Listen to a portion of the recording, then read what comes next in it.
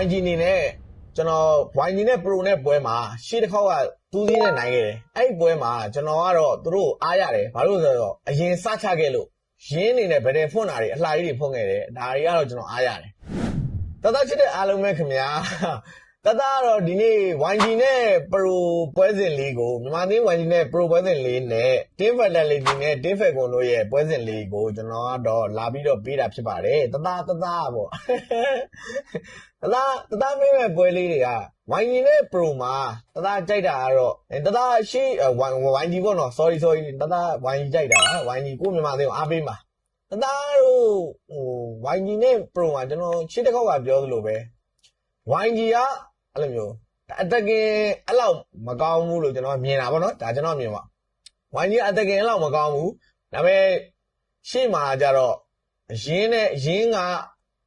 ဘယ်လာဘာလဲဘာရက်နဲ့Eddie Flick တွေပါတယ်သုံးပြသွားတာအဲ့လိုမျိုးရင်းပတ်တဲ့ဖွင့်သွားတာလေးတော့မြင်ရတယ်တခါလေကျတော့ Blink ပတ်တဲ့ဖွင့်တယ်ပေါ့နော်အဲ့လိုလေးမြင်ရတယ်ဆိုတော့ကျွန်တော်အကျဉ်းတတ်ပါတယ်ဘာလို့လဲဆိုတော့ Pro ကဘယ်တယ်ဖွင့်လာရဲ့ဒီကောင်နဲ့အရင်ချတာဗျ Pro ကအရင်ချတဲ့အသင်း Pro Esports ဆိုတာဒီကောင်တွေကလောက high နေတာပေါ့ဒီကောင်တွေကမ်ဘောဒီးယားကောင်တွေဘာမှမဟုတ်တကယ်တော့အလဲ high နေတာဒီကောင်တွေဂျန်ဂလာတွေက high နေတော့ဒီကောင်တွေအရင်စချတယ်ဗျဒီမှာအထင်သေးရဲ့ချရနေချတယ်အဲ့လိုမျိုးချတယ်ဒါပြီးတော့ YG ကကျတော့ defense ချတာမှာရန်ကောင်းတယ်ဟိုဘက်က enemy ကစချတာကိုဒီကောင်တွေချတာမှားနေတယ်နော်မှားတာနဲ့ YG ကစားမှာအဲ့လိုမျိုး YG ကမြန်မာမှာနဲ့ကဒီလိုစားချတဲ့အသင်းတွေက YG ကိုစားချတဲ့အသင်းတွေကမှားသွားလို့ရှိရင် YG ကစားတာမြန်တယ်အဲ့လိုမျိုးအမှားနင်းတာမြန်တယ်ပေါ့နော်အဲ့လိုကမ်ဘောပိုက်တွေအများကြီးရတယ်ပေါ့နော်ခါရရရင်အဲ့လိုမျိုးဟိုဘက်ကစားချပြီးတော့ YG ကနိုင်သွားတာမျိုးဘယ်လိုနိုင်သွားလဲတော့မသိဘူးအဲ့လိုမျိုး YG ရဲ့အားသာချက်အဲ့ဒါတွေဗျ Pro ရဲ့အားသာချက်ကလည်းစချတာ YG ရဲ့အားသာချက်ကလည်းအဲ့လိုစားချတဲ့အသင်းတွေကိုအမှားဆောင်ပြီးနင်းတာအဲ့တော့ဒီနှစ်သင်းကနည်းနည်းမျှရလို့ပြောလို့ရတယ်ဒီတကယ်လို့ drop it တာ fair ဖြစ်သွားတယ်ဆိုရင်ဘလို့ဆော့ YG ကနိုင်သွားပြီဗျပြီးတော့ drop it fair ဖြစ်တယ်ဆိုတာလည်းအဲ့လို drop it ကတော့ဘလို့နေနေ YG ကတာမယ်လို့ကျွန်တော်ကတော့ထင်တယ်ကျွန်တော် MGO ကိုလည်းယုံတယ် MGO အနေနဲ့လည်းသူ့ရဲ့ drop တွေကဒီတိုင်ဝမ်မှာပြလာခဲ့ရ၄ပွဲရှိပါတော့နော်လမ်းတယ်ဗျာအဲ့တော့ YG ရဲ့ drop ကိုလည်းယုံတယ် YG က player တွေကိုလည်းယုံတယ်အဓိကကတော့ကျွန်တော်သတိပေးနေတာတစ်ချက်တော့ရှိရယ် enemy pro ကအရင်စားချတဲ့အသင်းမှာအဲ့ဒါကိုကိုရီအမားနင်းနိုင်တယ်ဒါမှမဟုတ်ရင်သူတို့ pro ကိုရီဂိမ်းနူးမောင်ကပေါ့နော်ရှေ့ group stage မောင်ကချသွားလို့ကိုရီအရင်ချမယ်ဆိုလဲ YG တာသွားမယ်လို့ကျွန်တော်ထင်တယ်အဲ့တော့ကျွန်တော် YG အနိုင်လေးတော့ကြိုက်ပါတယ် YG အရင်ချသေးတယ်ပေါ့နော်အရင်ချရင်တော့နိုင်လောက်တယ်ဗျ pro ဘလို့နေနိုင်ပါတယ်ကျွန်တော်တို့လူစင်းရလည်းအကွာကြီးပါလက်ကလည်းကွာတယ်လို့ပြောလို့ရပါအဲ့တော့ YG လေးပေါ့โอเคနောက်သတင်းအနေနဲ့ကတော့ Team Fidelity နဲ့ Team Falcon Philippines ဒီရှေ့တစ်ခေါက်က Team Falcon Philippines ကတူးသီးနဲ့ရှုံးထားတယ်ဗျဒါပေမဲ့သူတို့ဘာလို့ရှုံးလဲကျွန်တော်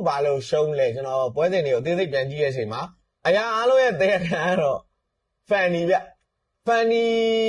ဆော့တဲ့အသင်းသတင်းအနေနဲ့ဘယ်လိုပြောရမလဲ Fanny ကိုအရင်မိခုံလုံးနေတယ်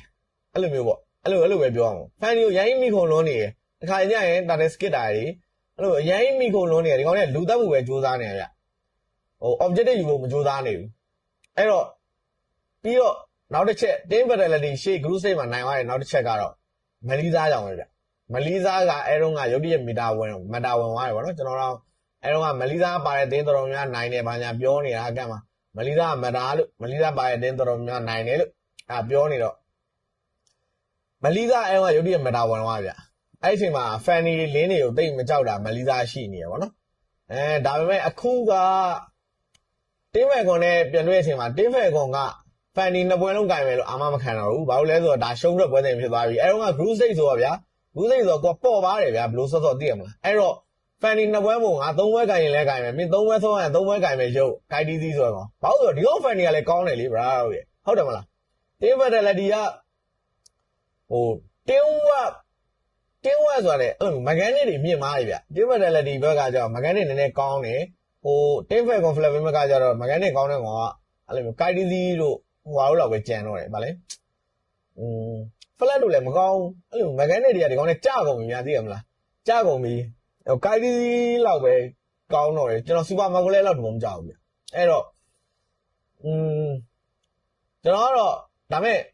စူပါမာကိုတော့မပြောက်ဆိုမဲ့ကိုက်ကြီးစီဖန်နေမဟုတ်ဘဲနဲ့တခြားကောင်တွေဆိုရင်ဘယ်လိုဖြစ်သွားနိုင်မလဲကျွန်တော်အဲ့ဒါကိုသိကျင်တာကျွန်တော်ကတင်းဖက်ကုံကြိုက်တာရှေးတစ်ခေါက်နဲ့ကျွန်တော်တင်းဖက်ကုံအနိုင်ပြောခဲ့တာလေမှတ်မိရမလားအခုတစ်ခေါက်လဲဒီကောက်ဖန်နေမစော့နဲ့ဖန်နေမစော့ဘဲနဲ့ဟီယာရာတို့လင်းတို့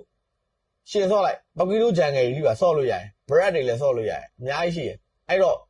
တင်းမဲ့ကွန်တာမဖန်နီကိုစော့ပြမစော့နဲ့လို့မပြောဘူး game 1စော့လို့ရတယ် game 2မှာအဲ့လိုမျိုးရှုံးတော့ပွဲစဉ်တော့မစော့နဲ့အောင်ဗျာသိလားအဲ့တော့ကျွန်တော်ဖန်နီမစော့ဘူးဆိုတော့တင်းမဲ့ကွန်ဖလက်ပင်းကြိုက်တယ်ဒဲကြိုက်တာတင်းမဲ့ဖလက်ကွန်ဘာလို့ဆိုဗန်ဒယ်လတီကအရန်ကောင်းတယ်ဆိုပေမဲ့လည်းသူတို့အဲ့တော့ကကြတော့သူတို့အာလီဘိုက်နေတော်တော်နှိမ့်တယ်လေမစ်ဂိမ်းနေအာလီဂိမ်းမှာတော်တော်နှိမ့်တယ်မလီသားကြောင့်ပြန်နိုင်သွားတာအခုကတော့မလီသားတော့ကဲနိုင်မှမထင်ဘူးအခုကမလီသားကြောင့်သိသွားပြီဗျာအခုမှအသေးလေးကတော့မလီသားကြောင့်ပြန်သိသွားပြီအဲ့တော့မလီသားကိုကဲတယ်တချို့ကောင်တွေကပစ်တယ်အပေါ်မှာပစ်တယ်မပစ်ရင်ဘန်းတယ်အဲ့လို level တွေရောက်သွားပြီဗျအဲ့တော့တင်းမဲ့ကောင်ဖလက်ပင်းကိုကြိုက်တယ်စူပါမာကိုကတော့နည်းနည်းယုံကြည်လိုက်မယ်ဒီကောင်ရဲ့ မော်စကိုတွေကလောက်တွေဘရိုဒီပေါ့နော်စူပါမာကိုနည်းယုံကြည်လိုက်မယ်ကိုက်ဒီစီအထောင်ဆော့တာတော့ကျွန်တော်သဘောကျတယ်တင်းမဲ့ကောင်ဖလက်ပင်းကြိုက်တယ်ဗန်ဒယ်လတီမနိုင်ဘူးလို့ကျွန်တော်ထင်တယ်တင်းဖက်ကောင်ဖလက်ပင်းနေနဲ့3-2တို့3-1တို့နဲ့နိုင်သွားတယ်နိုင်သွားမှာပေါ့နော်အဲ့လိုမျိုးနိုင်သွားလောက်တယ်လို့ကျွန်တော်ထင်တယ်ဗျအဲ့တော့ကျွန်တော်ဒီနေ့ပြောချင်တာကတော့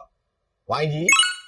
အရင်အဲ့လိုပြောရင်အရင်စားချတာတို့ဘာလို့ကောင်းတယ်ဗျအရင်စားချတာတို့ဘာလို့ဆိုနိုင်မယ်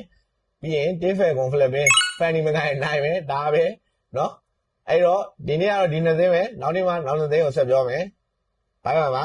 အားလုံးကြည့်ရှုပေးတဲ့တရားချင်းတိုင်းကျေးဇူးတင်ပါတယ်နေ့မှကျရင်အားလုံးနောက်လည်းနှစ်ပုတ်တင်ပေးပါမယ်အားလုံးတသားရှိတဲ့အားလုံးကျေးဇူးတင်ပါတယ်